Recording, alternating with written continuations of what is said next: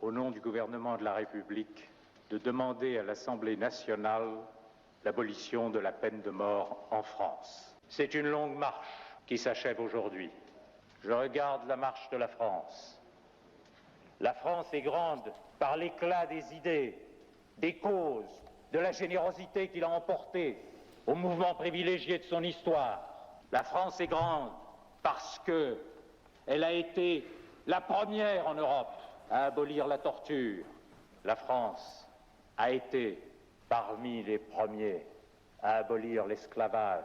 Il se trouve que la France aura été un des derniers, presque le dernier, et je baisse la voix pour le dire, à abolir la peine de mort.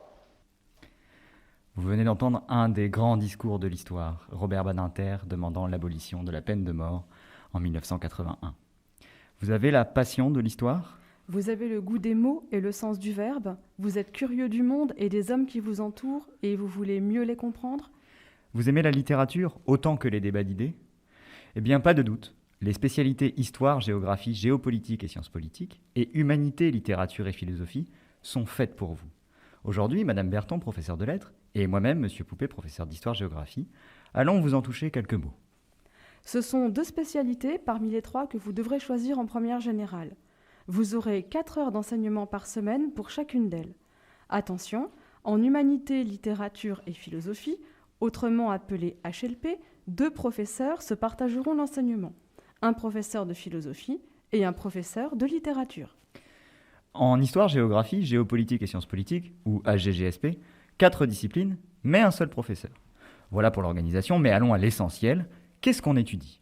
Eh bien, en HGGSP, en première, il s'agira de mieux comprendre le monde contemporain, en s'intéressant à quelques thèmes comme la démocratie ou les puissances, par exemple, grâce à un retour historique, mais aussi à des études géographiques et à une approche géopolitique des grands enjeux actuels.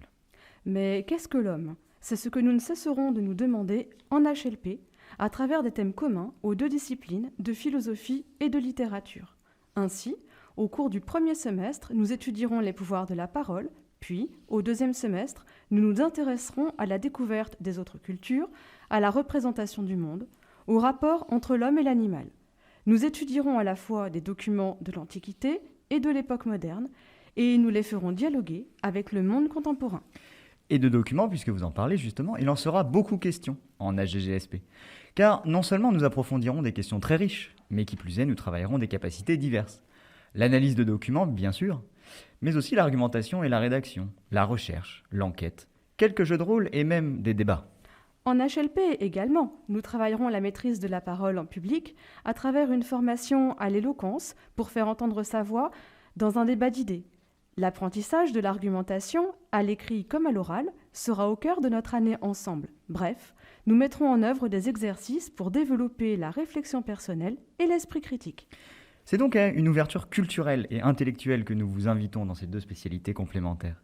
Elle s'adresse à vous si vous aimez lire, apprendre, vous questionner, écrire, si vous êtes curieux, prêt à réfléchir et à vous confronter à des questions nouvelles.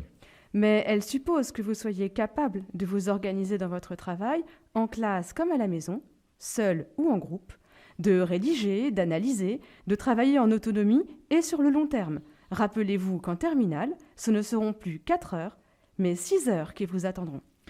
Pour conclure, si vous projetez d'entamer des études de droit, de lettres, d'histoire, de géographie, de journalisme, de sciences politiques, mais aussi si les sciences humaines et sociales vous intéressent, comme la psychologie, l'anthropologie, la culture et la communication, ou même, simplement, si vous êtes curieux d'esprit, alors ces spécialités sont faites pour vous.